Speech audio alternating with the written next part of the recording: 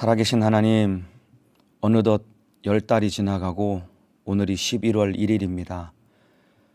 흘러가는 세월 속에 더욱 주님을 사랑하게 하시고 예수님을 닮아가게 하시고 하나님의 뜻을 이루는 믿음의 사람 되도록 인도하여 주옵소서.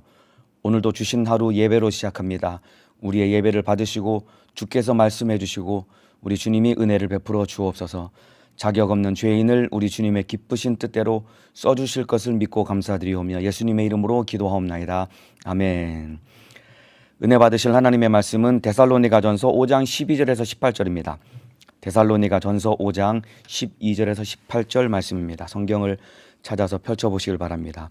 데살로니가전서 5장 12절에서 18절 말씀입니다. 저와 함께 한 목소리로 합독하여 읽겠습니다. 시작.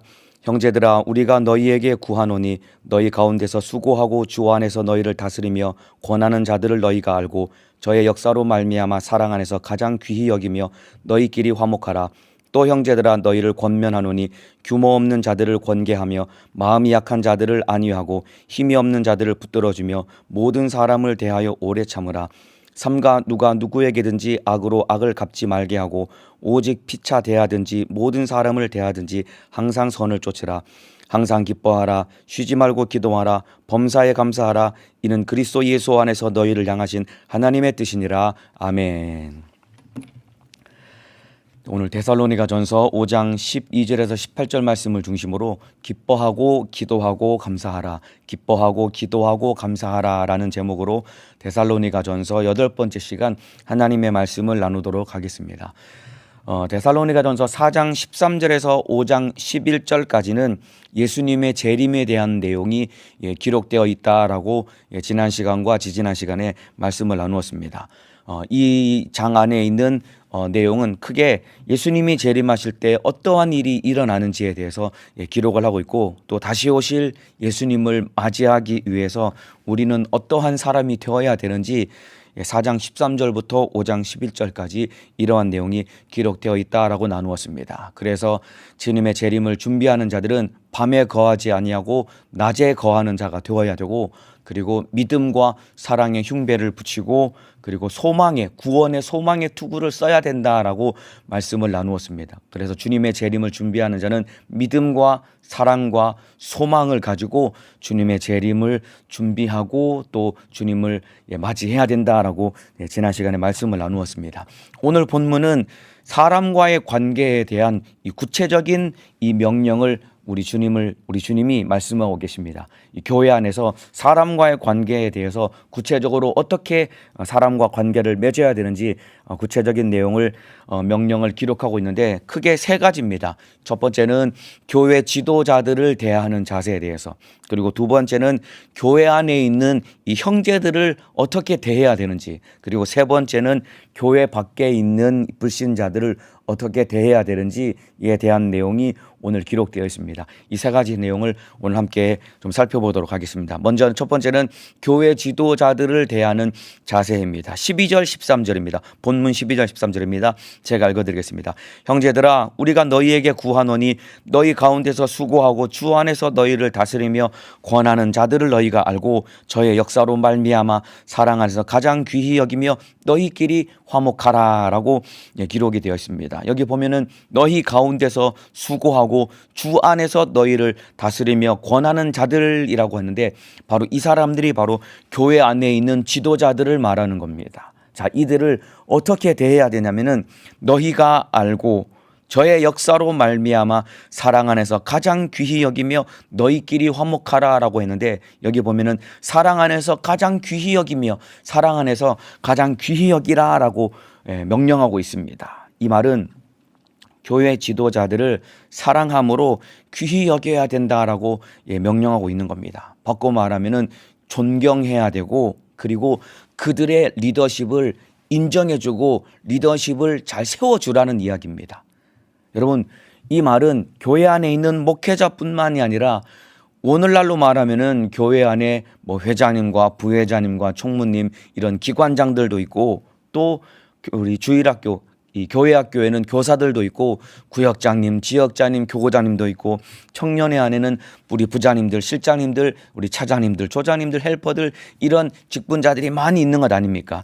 이들을 귀히 여기고 이들의 리더십을 존중하고 존경해야 된다라는 이야기입니다. 왜냐하면 이 모든 사람들을 하나님이 세우셨기 때문입니다. 교회 안에서 하나님이 세우신 일꾼을 그들의 리더십을 인정하고 그리고 그들을 사랑하고 귀히 여기고 함께 마음을 합해서 잘 따라가야 된다라고 우리 주님이 명령하고 있는 겁니다.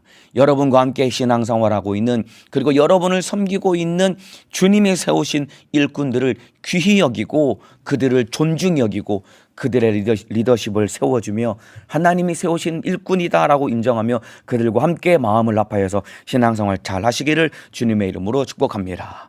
그래서 여기 너희끼리 화목하라라고 명령하고 있는 것은 교회 안에 있는 지도자들과 화목해야 된다라는 거예요.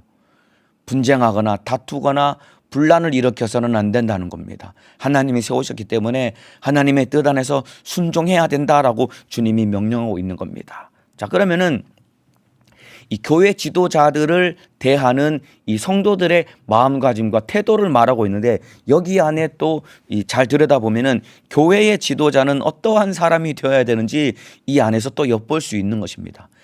성도들을 향해서 교회 지도자들을 이렇게 대해야 돼라고 명령했지만은 이 명령 안에 교회 지도자들은 어떤 사람이 되어야 되는지 또 엿볼 수 있는 내용이 여기 안에 들어 있습니다. 아까 읽어드린 말씀인데 너희 가운데서 수고하고 주 안에서 너희를 다스리며 권하는 자들이라고 했는데 이것이 바로 교회 안에 있는 지도자들이 어떻게 사역을 해야 되는지 우리 주님이 정확하게 일러주고 있습니다. 자, 너희 가운데서 수고하고 교회 지도자들은 이 수고하는 자들이 되어야 됩니다. 얼마만큼 수고해야 되냐면은 성도들로부터 귀히 여김을 받을 만큼, 바꿔 말하면은 리더십을 인정받고 그리고 존경받을 만큼 하나님의 뜻을 이루고 맡겨주신 영혼을 참으로 섬기는 일에 힘을 쓰고 마음을 쏟아야 된다라고 우리 주님이 일러주고 계시는 겁니다. 그래서 오늘 말씀을 듣고 계시는 저를 포함한 교회 안에 하나님이 이 직분과 사명을 맡겨주신 모든 주의 일꾼들은 우리 주님의 뜻 안에서 수고하며 하나님의 뜻을 이루기 위해서 마음을 쏟아야 되는 것입니다. 뿐만 아니라 주 안에서 너희를 다스리며 권하는 자들이라고 했는데 하나님이 세우신 주의 일꾼들과 지도자들은 주님 안에서 성도들의 잘못을 바로 잡아 주어야 됩니다. 너희를 다스리며 권하는 자들이라고 했습니다. 주의 일꾼은 주 안에서 다스려야 됩니다. 그리고 권해야 됩니다. 이 말은 성도들의 잘못을 바로 잡아 주어서 성도들이 바른 길로 갈 수 있도록 안내해 주고 인도해 줘야 되는 것이 바로 주의 일꾼들의 해야 되는 사명이고 그리고 해야 될 일인 것입니다. 여러분,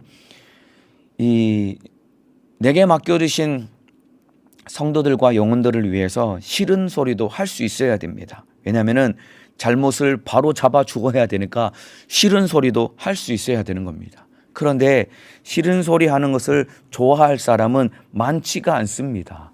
저도 그렇거든요. 싫은 소리 하는 게 참 어렵습니다. 왜냐하면 자칫하면 관계가 깨어질 수 있으니까. 그럼에도 불구하고 지도자는 그리고 영혼을 맡아 섬기는 하나님이 세우신 일꾼들은 진실한 사랑으로 그를 위해 권면할 수 있어야 됩니다. 진실한 사랑으로 권면할 때 싫은 소리가 듣기 싫은 소리로 들려지는 것이 아니라 진실한 사랑으로 권면할 때 잘못을 바로 잡아주는 것이 그의 마음의 사랑으로 다가오기 때문에 그의 잘못을 고치고 뜯어 고치고 바로 잡아서 신앙생활 잘할 수 있도록 붙들어 줄 수 있는 것이다 이 말입니다. 그래서 하나님이 세우신 교회 안의 일꾼들은 진실한 사랑으로 성도들의 잘못을 바로잡아주기 위해서 권면하고 그리고 그들의 잘못을 바로잡아줄 수 있는 하나님의 일꾼이 되어야 되는 것입니다. 그렇지만은 내 권위를 세우려고 해서는 또 안 되는 것입니다. 그냥 소위 말해서 교회 안에서 질서를 세운다라고 하는 이런 명분 아래 내 권위를 세우려고 하는 그런 어리석은 행동을 해서는 안 되는 것입니다. 반드시 필요한 것은 주 안에서 너희를 다스리라고 했습니다. 진실한 예수님의 마음과 사랑을 가지고 성도들의 잘못을 바로잡아주고 권면할 수 있는 그런 주님이 쓰시는 일꾼 되시기를 주님의 이름으로 축복합니다. 또 한 가지, 교회 지도자들과 하나님이 세우신 일꾼들이 자칫 이 빠질 수 있는 이 잘못과 실수가 무엇이냐면은 내 생각과 내 욕심이 마치 하나님의 뜻인 것 마냥 하나님의 뜻으로 포장을 해서 남의 인생을 내 마음대로 조정하려고 해서는 절대로 안 되는 겁니다. 이거 큰일 날 일이거든요. 내 생각과 내 욕심을 하나님의 뜻으로 포장을 하는 겁니다. 왜냐하면 나는 하나님이 세우신 일꾼이다. 나는 하나님이 세우신 주의 종이고 하나님의 일꾼이다. 나는 이 내 직분과 직함을 내세우면서 내 생각과 내 욕심을 하나님의 뜻으로 잘 포장을 해가지고 남의 인생을 내 마음대로 조정하려고 하는 이 욕심은 우리 안에서 얼마든지 올라올 수 있는데, 이렇게 남의 인생을 내 욕심으로 내 생각으로 조정하려고 해서는 안 되는 겁니다. 그런데 이게 너무나 무섭게도 하나님의 뜻이야 라고 하는 하나님의 뜻으로 잘 포장되기 때문에 이게 무서운 겁니다. 예를 들면은 이런 일이 있죠. 교회 안에서 이제 개편할 때가 되는데 교회 안에서 이 기관을 옮기려는 사람들이 이제 생기게 됩니다. 그러면은 우리 기관에서 열심히 일하는 충성된 일꾼이기 때문에 다른 기관에 가게 되면은 우리 기관 입장에서는 손해가 되는 것이거든요. 그렇지만은 그는 기도했고 우리 기관이 아니라 다른 기관에 가서 열심히 충성하는 것이 그에게 유익이 되고 하나님의 뜻이라면은 기꺼이 보내주어야 되는데, 근데 우리 기관에서 열심히 하는 사람이 다른 기관에 가면은 우리 기관 입장에서는 손해가 되는 겁니다. 그래서 마치 하나님의 뜻인 것 마냥, 야, 너 여기 있어야 돼. 너 거기 가는 것 하나님의 뜻이 아니야. 이렇게 당장 우리 기관에 있는 게 우리 기관의 유익이기 때문에 이거를 하나님의 뜻으로 탁 포장을 해가지고 내가 너보다는 높은 직분을 가지고 있고 마치 내가 너보다는 하나님의 뜻을 잘 알고 있는 사람으로 포장을 해가지고 너 거기 가는 것 하나님 뜻이 아니야. 내가 기도해 봤더니 너는 여기 있는 게 하나님의 뜻이야. 이렇게 하나님의 뜻을 내 욕심을 하나님의 뜻으로 포장을 해가지고 이런 일들이 교회 안에서 얼마든지 일어날 수 있습니다. 예, 물론 기도하며 분별하며 하나님의 뜻 가운데 권면을 해야 되겠지만은 이 안에 내 욕심과 내 뜻이 하나님의 원하시는 뜻보다 더 큰데 이것을 하나님의 뜻으로 포장을 해서 내 주장과 내 욕심을 관철하려고 해서는 절대로 안 되는 겁니다. 여러분, 여기서 더 나아가서 이런 일들도 있을 수 있습니다. 예를 들면은 열심히 충성하는 일꾼이 예를 들면은 결혼하려고 교제를 하는 거예요. 그리고 결혼을 하려고 교제하고 준비하게 되면은 아무래도 그 일에 마음을 쏟아야 되기 때문에 또 이 사역을 하는데 또 조정을 해야 되고, 예를 들어서 저 같은 경우는 청년회에 있기 때문에 이 사람이 교제해서 결혼하면은 우리 기관을 떠날 수밖에 없는 겁니다. 그래서 이 교제하는 사람들을 막 뜯어 말리는 거예요. 그리고 더 나은 이 기회를 얻기 위해서 진학을 하기 위해서 공부를 하려고 하는 사람들, 야, 지금 마지막 때인데 무슨 공부냐, 야, 지금 너 영적 생활해야지, 신앙생활 해야지, 무슨 결혼이냐, 이렇게 하나님의 뜻을 포장을 해가지고 당장 그 사람의 앞으로 하나님의 더 큰 뜻을 이루기 위해서 나아가야 될 그 앞길을 가로막는 겁니다. 결혼할 사람은 결혼을 해야 되고 공부할 사람은 공부를 해야 되는데, 야, 지금 주님의 때가 얼마 안 남았는데 무슨 대학원을 가니? 너 열심히 지금 충성하고 대학 나왔으면 됐지, 취업해가지고 직장생활하면서 주를 위해 살아야지, 무슨 대학원이냐, 지금 당장 너는 주를 위해 살아야지, 무슨 결혼이냐, 이렇게 주를 위해 살아야 된다라고 하는 하나님의 뜻을 포장해가지고 내 욕심과 내 뜻을 이루기 위해서 남의 앞길을 가로막으려고 하는 이런 책임지지 못할 일들이 얼마든지 일어날 수 있거든요. 여러분, 교회 안에 지도자들이 이런 실수와 잘못을 해서는 절대로 안 되는 겁니다. 여러분, 사람은 남의 인생을 책임질 수는 없는 겁니다. 아무리 대단한 교회 안에 큰 직분을 가지고 있는 사람일지라도 사람은 남의 인생을 책임질 수 없는 겁니다. 책임지지 못할 말과 행동을 해서는 안 되는 겁니다. 하나님의 뜻 안에서 주 안에서 다스리며 권면해야지 내 욕심과 내 생각을 하나님의 뜻으로 잘 포장해서 너 그거 하나님의 뜻이 아니야. 너 다시 생각해야 돼. 하나님의 뜻이 아니야. 이렇게 남의 앞길을 가로막아서는 절대로 안 되는 것입니다. 예, 오직 주 안에서 수고하고 주 안에서 성도를 다스리며 권면하는 주의 일꾼이 되고 이렇게 주 안에서 다스리고 권면하며 섬기는 주의 일꾼들을 하나님이 세우신 일꾼이라고 여기고 그들과 함께 마음을 합해서 그들의 리더십을 존중해주고 인정해주고 함께 마음을 합해서 신앙생활 잘하시기를 주님의 이름으로 축복합니다. 자, 두 번째는 교회 안에 형제들을 대하는 자세입니다. 첫 번째는 교회 안에 있는 지도자들을 대하는 자세에 대해서 방금 말씀을 드렸고, 두 번째는 교회 안에 형제들을 대하는 자세에 대해서 말씀을 기록하고 있습니다. 14절입니다. 또 형제들아 너희를 권면하노니 규모 없는 자들을 권계하며 마음이 약한 자들을 안위하고 힘이 없는 자들을 붙들어주며 모든 사람을 대하여 오래 참으라 라고 명령하고 있습니다. 여러분, 교회 안에 세 부류의 사람들이 있습니다. 첫 번째는 규모 없는 자들입니다. 두 번째는 마음이 약한 자들이라고 했습니다. 세 번째는 힘이 없는 자들이라고 했습니다. 자, 이 내용을 좀 살펴보겠습니다. 첫 번째는 규모 없는 자들을 권계하며 규모 없는 자들을 권계하라는 겁니다. 여기서 말하는 규모 없는 자들은 어떤 사람들이냐면 삶의 질서가 무너진 사람들입니다. 데살로니가 교회 안에는 어떤 사람들이 있었냐면 특별히 게으른 사람들이 많이 있었습니다.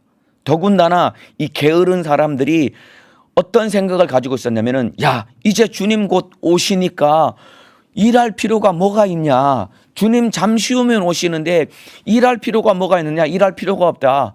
그래서 이들이 일하지 않고 게으르며 삶의 질서가 완전히 무너진 겁니다.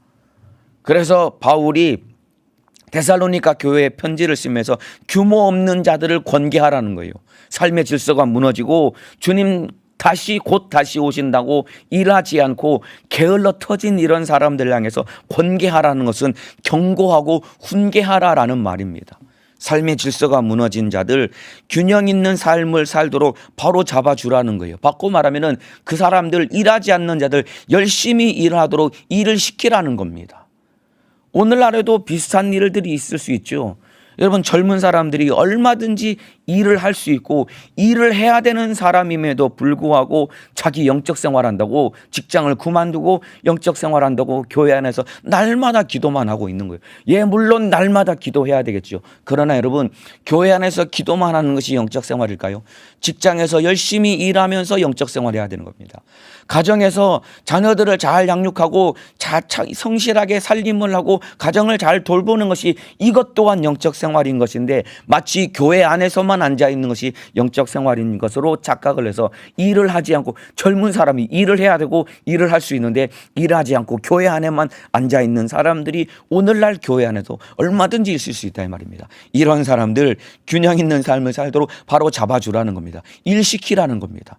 여러분, 열심히 일해야 됩니다.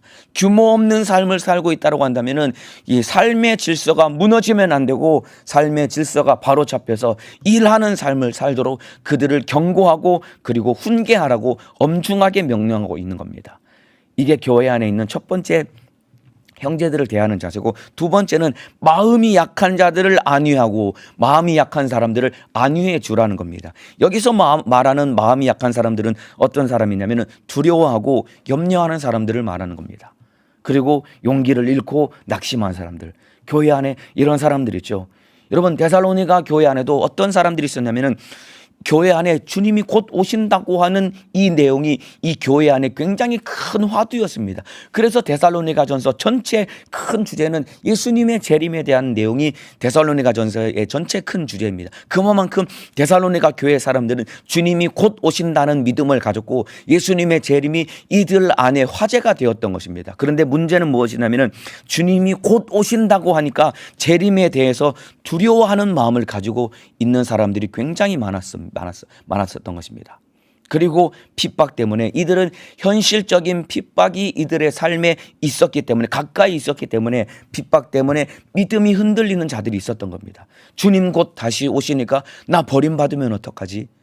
핍박 가운데 신앙생활이 너무 힘들다, 어렵다 이러면서 흔들리는 자들이 있었는데, 그래서 주님의 재림이 임박했다는 사실, 그리고 이들의 피부로 다가오는 핍박 때문에 두려워하고 염려하는 사람들, 용기를 잃고 낙심한 사람들이 있었는데, 이들이 바로 마음이 약한 자들인데, 이들을 향해서는 어떻게 대해야 되냐면 안위하라라고 명령하고 있습니다.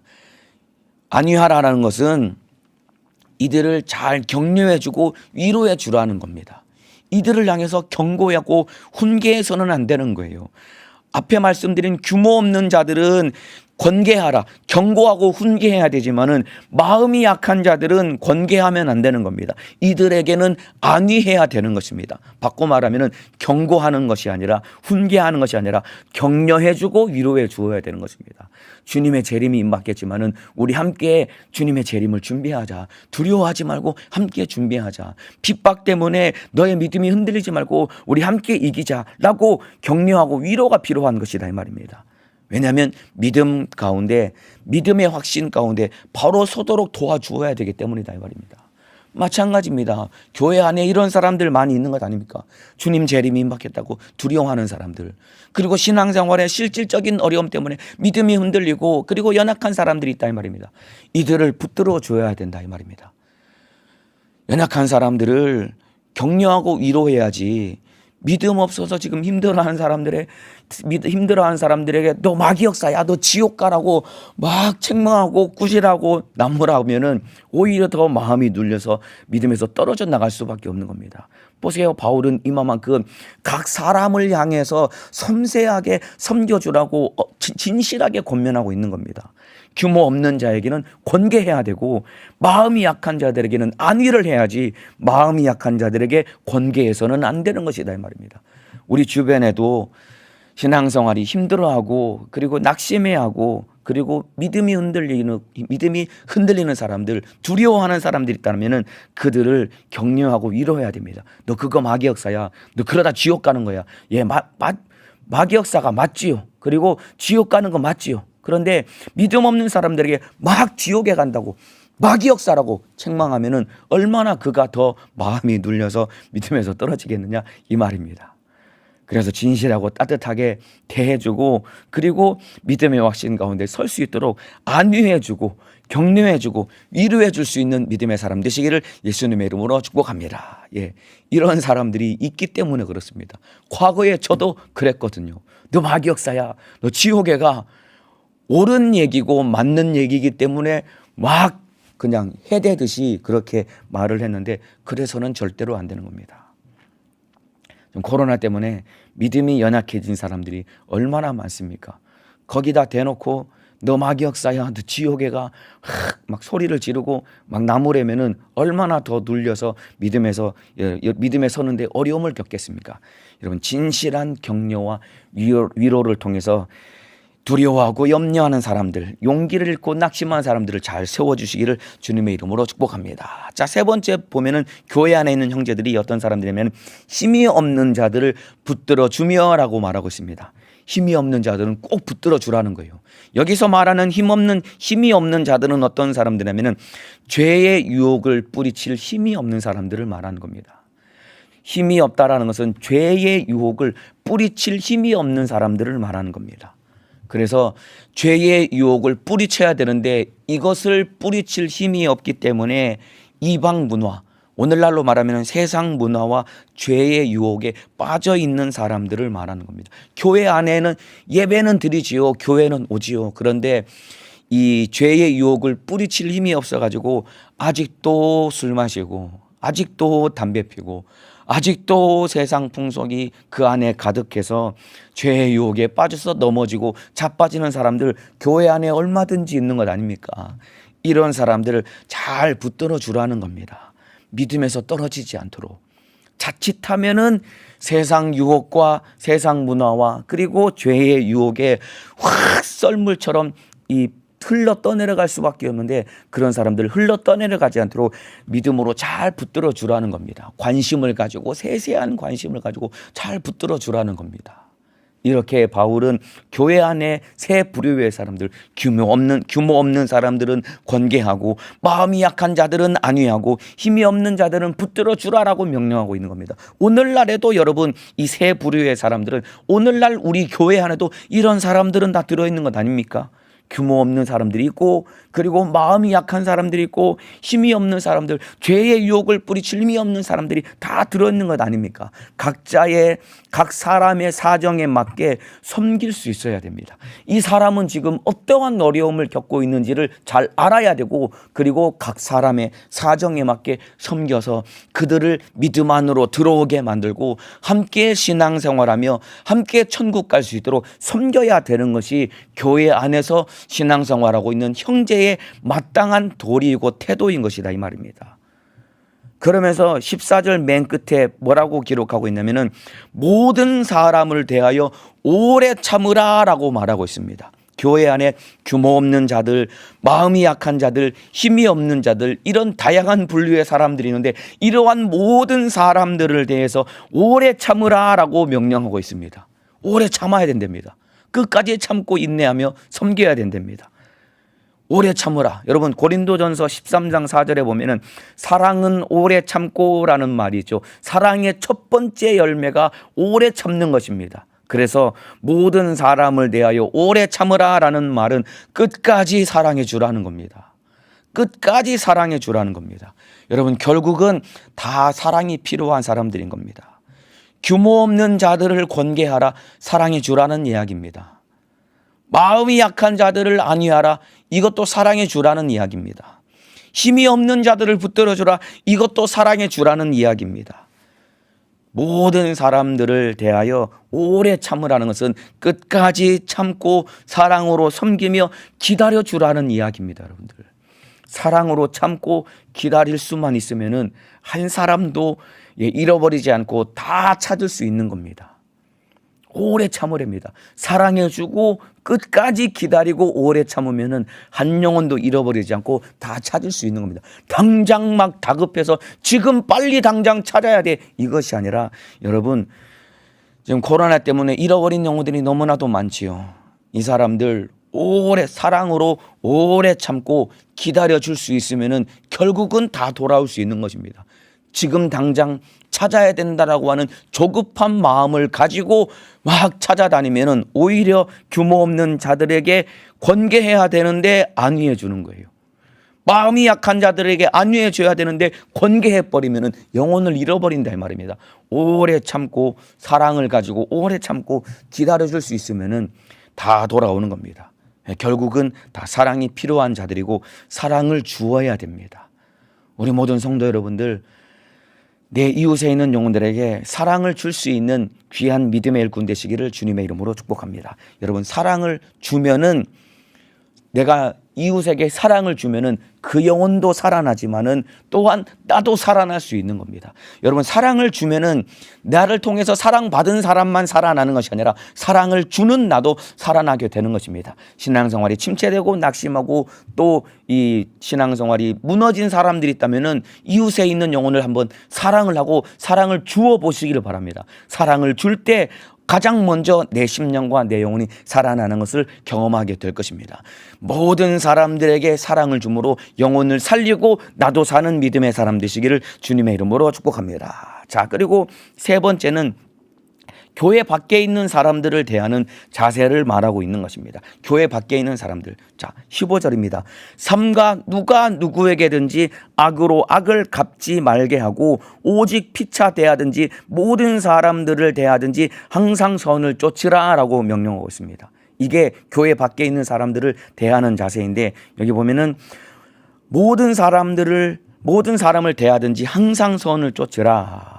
교회 밖에 있는 사람들에게도 선을 베풀라라는 겁니다. 악으로 악을 갚지 말게 하고 악한 마음으로 대하지 말라는 거예요. 교회 밖에 있는 사람들. 여러분, 데살로니가 교회 성도들 주변에는 많은 사람들이 데살로니가 교회 성도들을 핍박하는 자들만, 이 핍박하는 사람들이 굉장히 많이 있었습니다. 핍박을 하니까 얼마나 그들을 힘들게 했습니까? 그들을 향해서 악으로 악을 갚지 말라는 거예요. 사람이 말이죠, 계속해서 나에게 해악을 끼치면은 나도 모르게 내 속에서 악한 감정이 확 불쑥 올라오는 것 아니겠습니까?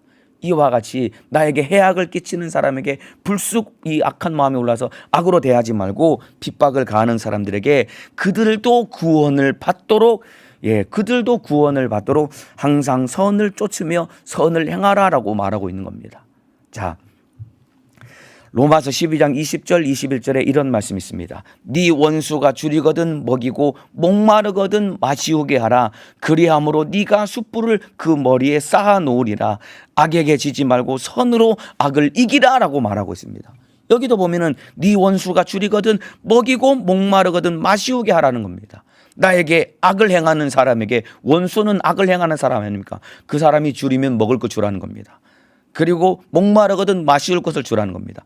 악에게 지지 말고 선으로 악을 이기라는 겁니다. 여러분, 원수에게 선을 행하라는 겁니다. 그러면은 그리함으로 네가 숯불을 그 머리에 쌓아 놓으리라라는 말은 이게 무슨 말이냐면은 원수에게 선을 행하면은 나에게 막 해악을 끼치는 사람, 내가 너무나 힘들지만은 이를 악물고 줄이면 먹을 것을 주고 이를 악물고 목마르면 마실 것을 주므로 선을 행하면은 그 사람 머리에 막 숯불을 쌓아 놓아서 결국은 숯불로 그 사람의 머리를 확 태워버리겠다는, 그 사람에게 더 큰 심판을 내리게 하겠다는 그런 의미가 아닙니다, 여러분. 이게 그런 의미가 아니에요.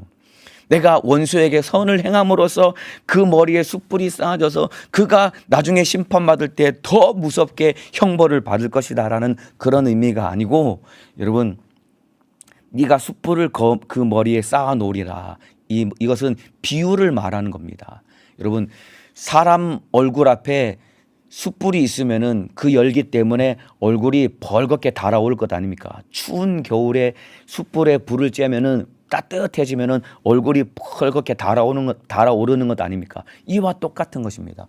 원수는 나에게 악을 행했지만은 나는 그에게 선을 행하는 겁니다. 줄일 때 먹을 것을 주고 목마를 때 마시우게 함으로, 원수는 나에게 악을 행했지만은 나는 그에게 선을 행함으로 그 사람이 얼굴이 이 벌개질 만큼, 나는 악을 행했는데 상대방은 나에게 선을 행할 때 그 사람이 얼마나 부끄러워지면서 얼굴이 벌개지겠느냐, 이 말인 것입니다, 여러분. 이 말 이해가 되시죠? 나는 악을 행했는데 상대방은 나에게 선을 행할 때 내가 민망해짐으로 부끄러워져서 얼굴이 파랗게 달아오르는 것처럼 네가 선을 행함으로 네 숯불을 그 머리 위에 쌓아 놓으라는 것은 그를 부끄럽게 만들 만큼 네가 선을 행함으로 결국은 너의 선행을 통해 원수를 돌이키게 하는 자가 되라라고 우리 주님이 명령하고 있는 것입니다. 이 내용 이해가 되시면 아멘 하시겠습니다. 그래서 교회 바깥에 있는 사람들, 나에게 악행을 하는 사람들에게도 선을 행함으로, 그는 나에게 해악을 끼쳤지만은 나는 그 사람에게 선을 행함으로 그 사람이 결국은 부끄러워서 돌이켜서 예수 믿고 구원받도록 진실하게 잘 섬겨주라고 우리 주님이 명령하고 있는 것입니다. 이와 같이 우리 주님은 우리가 모든 사람들, 교회 안에 있는 사람들을 대할 때 지도자들을 대하는 자세, 그리고 교회 안에 있는 형제들을 대하는 자세, 그리고 교회 밖에 있는 사람들을 대하는 자세, 여러분, 교회 안에 있는 모든 사람들 결국은 사랑으로 하나 되라라고 명령하고 있는 것입니다. 그 뒤에 보면은 항상 기뻐하라, 쉬지 말고 기도하라, 범사에 감사하라, 이는 그리스도 예수 안에서 너희를 향하신 하나님의 뜻이니라. 이렇게 나 자신을 대하는 우리 주님을 뜻도 우리 주님이 일러주고 계시는 것입니다. 이 내용은 다음 시간에 함께 살펴보도록 하고 오늘 말씀은 여기서 마무리 짓도록 하겠습니다. 교회 안에서 우리 주님이 사람과의 관계에 대해서 어떻게 행해야 되는지 구체적으로 일러주고 계십니다. 교회 지도자들, 그리고 교회 안에 있는 형제들, 그리고 교회 밖에 있는 사람들, 한마디로 말하면은 사랑 안에서 하나 되라는 것입니다. 마지막 때 주님 오실 때 우리가 무엇을 해야 되냐면은 서로 사랑하고 하나 됨으로써 다시 오실 주님을 함께 맞이하고 재림하실 주님을 함께 만날 수 있어야 됩니다. 우리 주변에 잃어버린 영혼들 너무나 많습니다. 그리고 눈만 돌리면 지옥 갈 영혼들이 너무나도 많습니다. 오늘 하루 그들을 돌아보며 그들을 섬기고 또 그들에게 복음을 전함으로써 영혼을 섬기며 영혼을 살리고 주님의 뜻을 이루는 믿음의 사람 되시기를 주님의 이름으로 축복합니다. 기도하겠습니다. 아픈 사람은 아픈 곳에, 문제가 있는 사람은 가슴에 손을 얹겠습니다. 하나님, 오늘 데살로니가전서 5장 12절 이하의 말씀을 통해서 교회 안에 있는 사람들에게 어떻게 대해야 되는지 우리 주님이 일러주셨습니다. 교회의 지도자들을 대해서는 참으로 그들이 주님이 세우신 일꾼임을 인정하며 서로 사랑하며 마음을 합해서 주님 뜻을 이루라고 했습니다. 그리고 교회 안에 참으로 아픔과 그리고 어려움을 가지고 있는 다양한 사람들, 결국은 그들을 사랑하며 끝까지 참고 인내하며 기다려주라고 했습니다. 사랑을 할 때 그 영혼도 살릴 수 있지만은 내 영혼도 살아날 수 있는 것입니다. 사랑을 통해 남의 영혼도 살리고 나도 사는 자가 되게 도와주시고 교회 밖에 있는 원수들도 끝까지 인내하며 사랑하며 그들을 살릴 수 있는 믿음의 사람 되게 도와주옵소서. 다시 주님 오실 때에 나만 주님만 만나야 되는 것이 아니라 나와 함께 내 이웃에 있는 영혼들, 그리고 아직도 예수 몰라 지옥 가는 불신자 영혼들도 전도해서 함께 주님을 만나는 것이 우리를 향한 주님의 뜻이오니 주님의 뜻대로 신앙생활 영적 생활에 승리자가 되게 도와 주옵소서. 그런 악한 원수는 서로 사랑하지 못하게 만들고 하나님의 뜻대로 살지 못하게 만듭니다. 내 이름으로 귀신을 쫓아내라, 병을 고쳐라, 명령하신 예수님의 이름으로 명하노니 사랑하지 못하게 만들고 하나 되지 못하게 만드는 이 못된 원수 귀신 질병 역사야 예수님의 이름으로 명하노니 떠나갈지어다. 예수님의 이름으로 명하노니 떠나갈지어다. 떠나갈지어다. 떠나갈지어다. 떠나갈지어다. 떠나갈지어다. 우리 주님, 이제 오늘부터 모두가 다 와서 예배드리고 기도할 수 있습니다. 한 사람도 빠짐없이 다 와서 예배드리며 기도하며 신앙생활 영적 생활의 승리자가 되게 도와 주옵소서. 오늘 저녁에 말씀 전하실 주의 사자도 강건하게 사용하여 주옵소서. 두 손 높이 들고 주여 삼창하고 기도하시겠습니다. 주여, 주여, 주여.